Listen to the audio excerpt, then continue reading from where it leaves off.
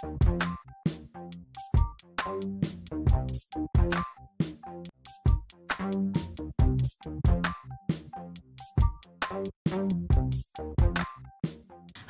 and welcome to the Any Art Netty baking channel.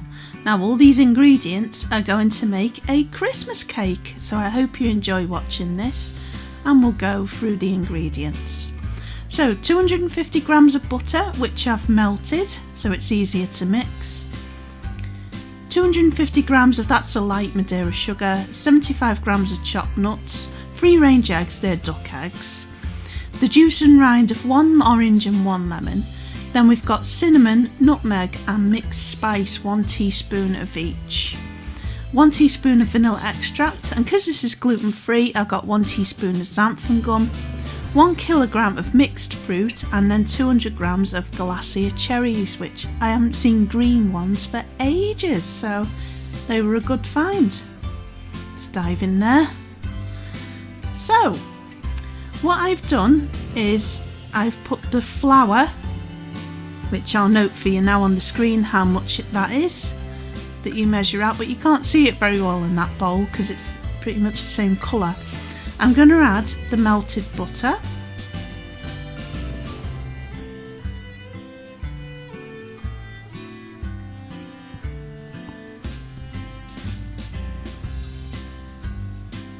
and then the light sugar, light muscovado sugar. You could also use dark if you wanted to. And then I'm going to crack 3 free-range eggs into the mix as well. Now I'm using duck eggs because I'm allergic to chicken eggs, but you can use, I'd say maybe 4 chicken eggs, and then if you're using a vegan recipe I'd suggest some good vegan free from egg alternative instead. There is some good ones about.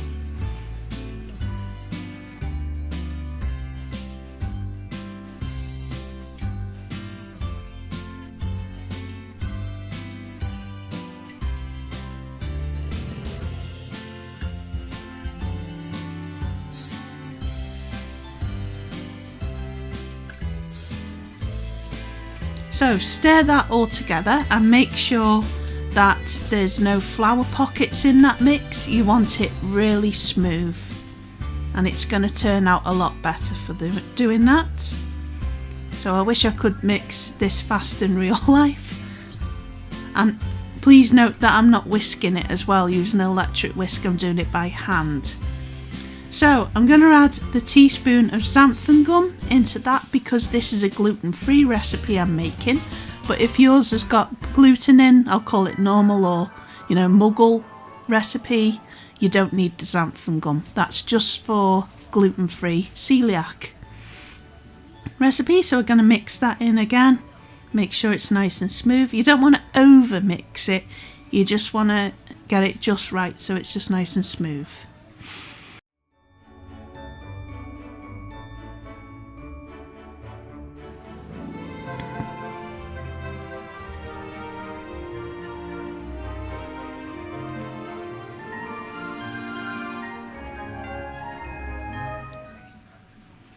So next we're going to add the juice of the lemon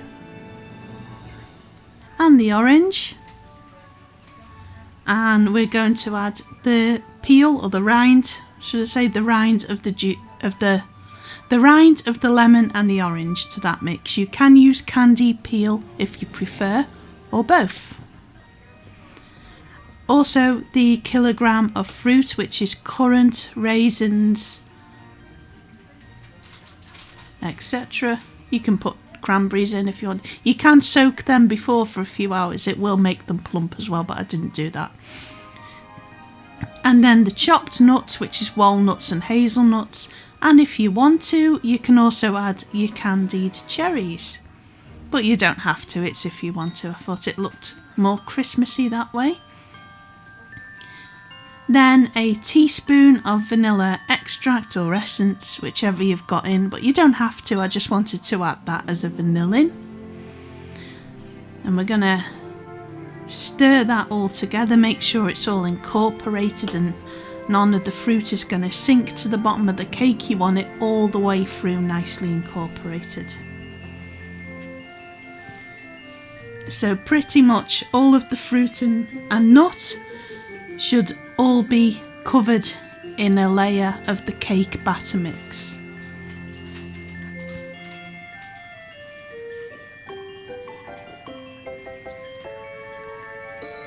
Mind my elbow, by the way.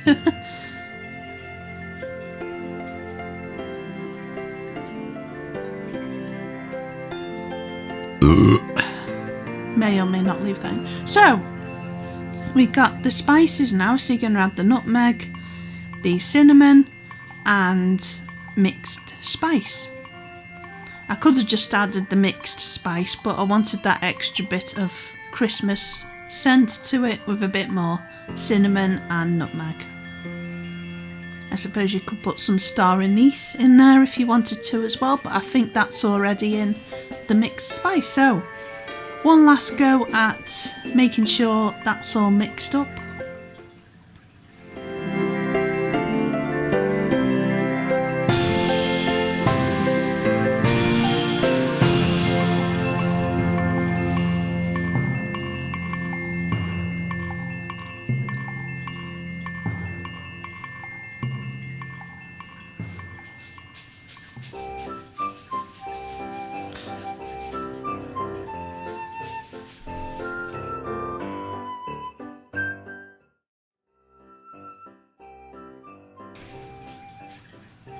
Now I've got my cake tin already lined with greaseproof paper, and we're gonna get that cake mix into that tin, ready for it to bake. Now, while you've been mixing that cake up, you should preheat your oven, and I shall put that temperature there, and it will also be in the recipe for you to print off. Going to make sure I get every single bit of that batter into the cake mix.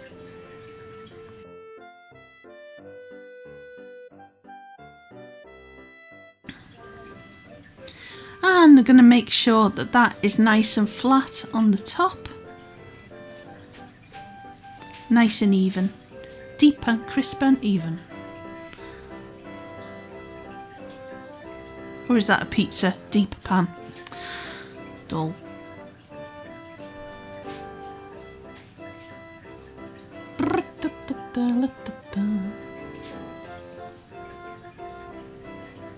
There's me washing up. That's the bad bit about baking from scratch, kind of. The washing up.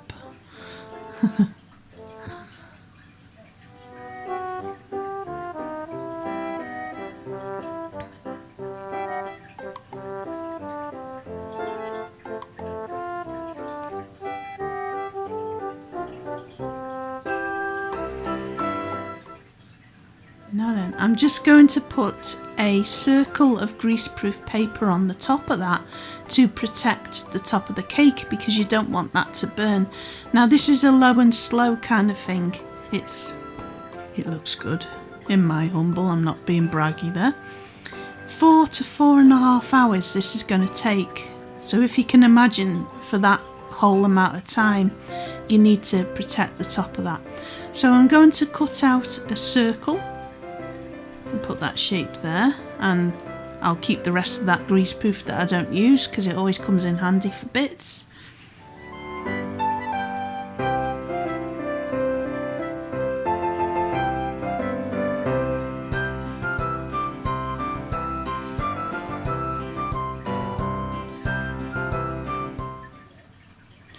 Watching a left-hander cut out with scissors, with right-handed scissors as well.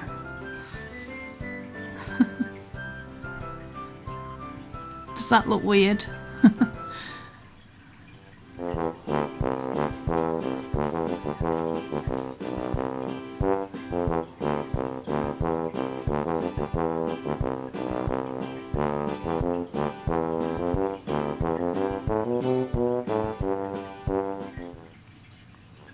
And let's save those bits so we can use them another time.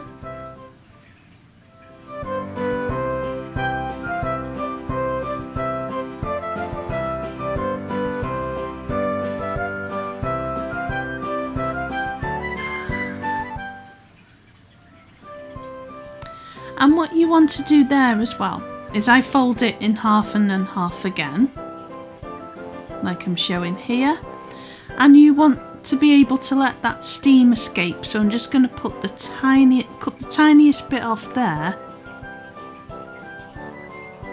and then snip a bit as well, just to double make sure. And that's my little bin there. And then when you fold that out, there should be just a little hole for all the steam to escape.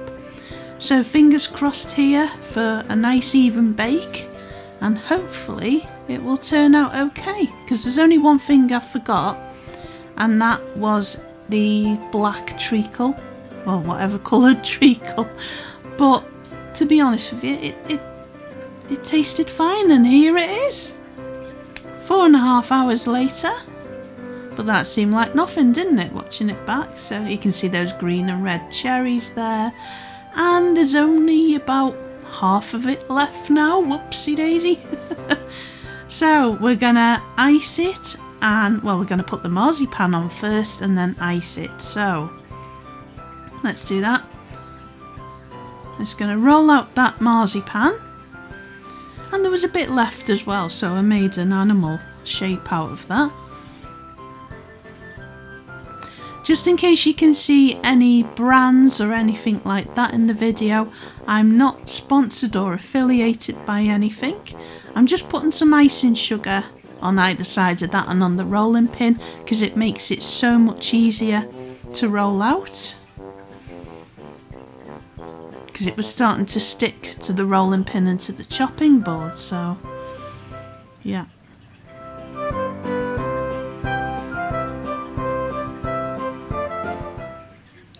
So you just want to make that into a nice even rolled out piece of marzipan, and just so it can go over the cake and the sides as well.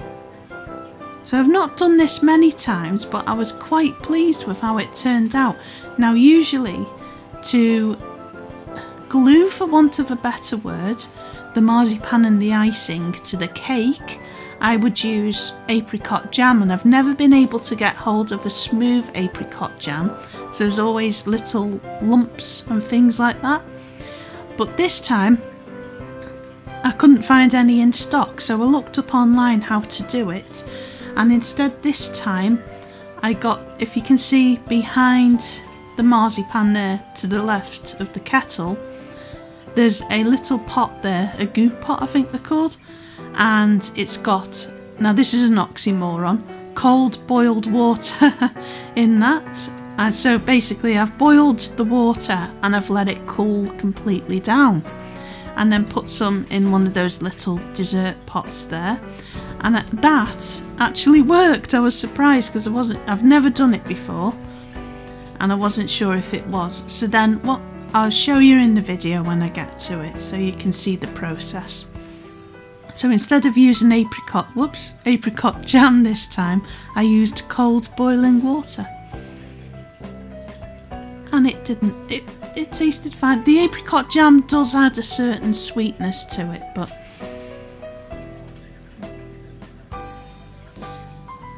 didn't make much difference at all. So we're going to pop that on the cake, but first off, cold boiling water there with a pastry brush.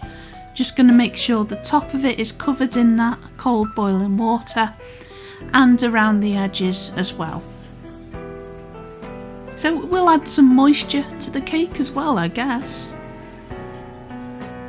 And I've turned it upside down, the cake out of the tin, so that it's nice and straight on the top. So let's pop that marzipan on, and just going to even that out. Just going to even that out onto the cake. I always burp when I'm nervous. So there we go. That didn't turn out too bad, did it? That's not bad. I'm non-braggy. Really pleased with how that turned out. So now then, this not so much, because I think this contraption here to cut, I think that's what it does anyway. I'm not sure. I'll have to look that up. But it kind of chewed it more than cut it, so that I'm not so pleased with. But I hoped, well, I'm coming to put the icing layer on it, so hopefully that'll cover that up. But it's not like it's going to some posh restaurant, it's just in our house, so it didn't matter too much, did it, really? So the Queen wasn't coming round, so it didn't matter.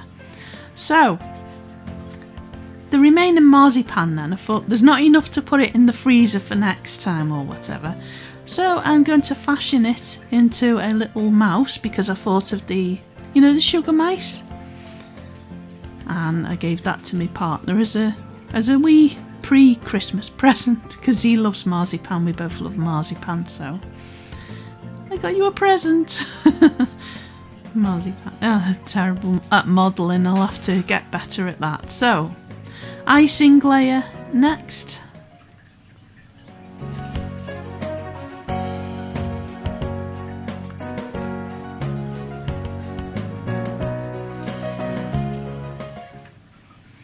I'm just going to get some icing sugar again over the rolling pin and over the icing and the chopping board. Surprised I didn't throw that cutting thing in the bin. I think it's more for making a pattern around the edges or something like that. I'll definitely have to look that up. I'm hoping to get in the new year to get better at piping and cake decorating and things like that, so there will be a comparison at the end of the video. I've compared well, you'll see a picture of the cake, Christmas cake I made last year, so you can see, I think icing wise there's an improvement, and that's good. As long as things are improving rather than getting worse, I think things are going in the right direction. So again, we're just going to get a nice, not too thick layer of the icing to put over the top of that cake and the marzipan layer.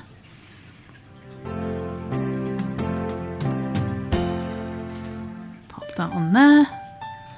And then again with the pastry brush and the cold boiled water, just make sure there's a nice even layer of that so it can stick to the marzipan. And whoops. And pop that over there. Give it a smooth. And then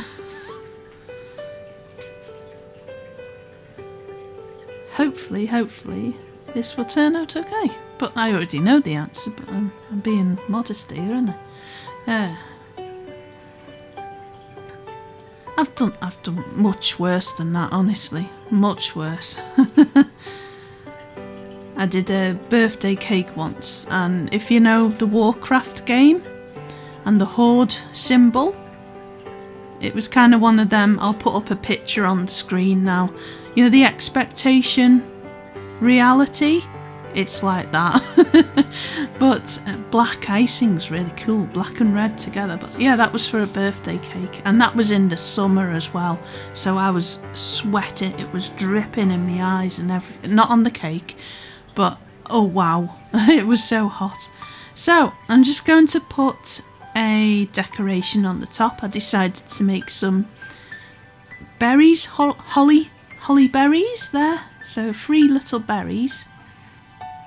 Fashion them into little balls and then put a cross with a knife on them so they look like a berry.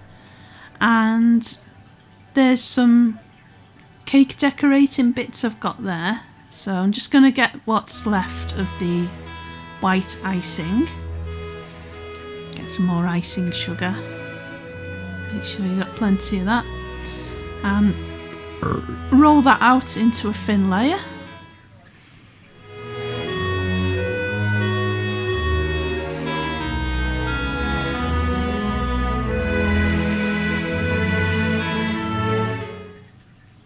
And then push these leaf shapes out.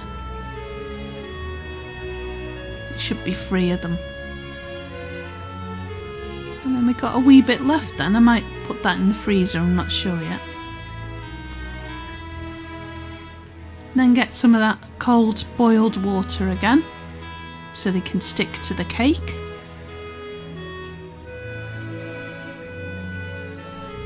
and we shall have a close-up and see what that looks like, see what you think. It's not brilliant, but it was very delicious.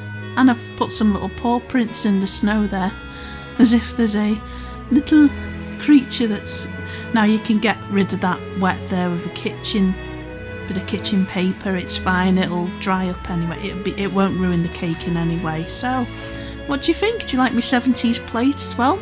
That's the one I did last year with the Netty kitties. So I hope you enjoyed that. I hope you have a lovely Christmas and all the best for the new year, and I shall see you in the next video. Bye for now.